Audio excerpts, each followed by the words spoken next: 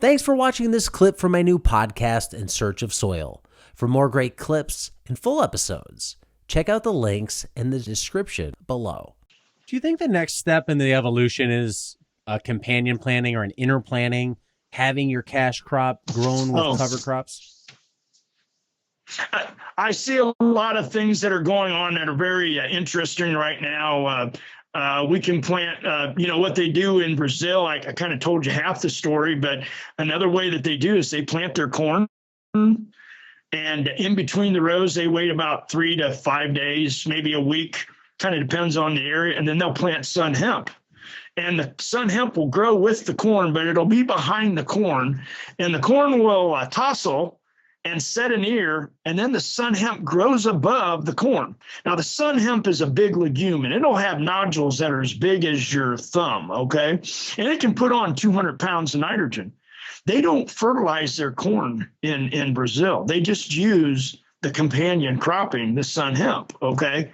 And what they'll do is they'll let the corn dry down. They'll go through with a real high combine, and they'll harvest the sun hemp and get that as an oil seed, and they can use that both for feed and also for another cover crop. But then they'll turn around, come back at a later date and harvest their corn, and then they'll plant a cover crop until they plant their next crop, which is either soybeans or maybe they go back to corn again. Kind of depends on the area, but that's kind of a nice system. Okay, we can do the same thing up here, but we have a little bit shorter growing season. So what some people are doing is they're interseeding cover crops. Generally, what we're seeing is guys are starting to widen their rows out. I see a lot of twin row corn now starting to be experimented with, where they'll have 60-inch rows, and some guys are planting their corn really thick there, but they're getting more sunlight in there.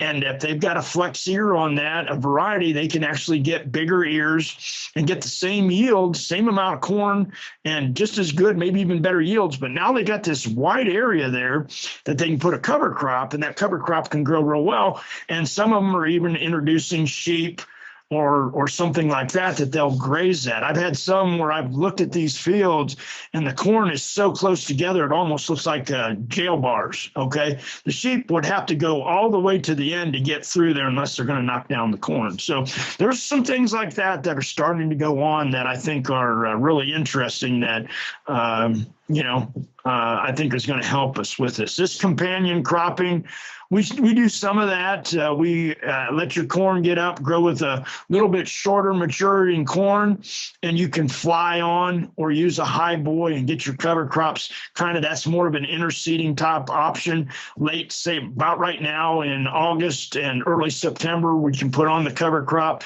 and kind of get one started and always have a live crop out there year round. That would be the absolute goal.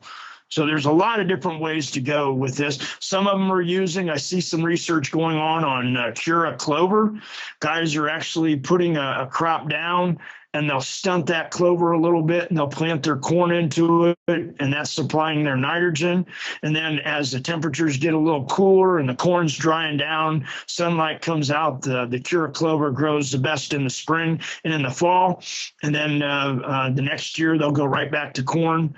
They'll let the Cura clover grow through the winter, and then they'll plant another crop. So I think there's a lot of different ways to slice this and try a lot of different things. Sure. So.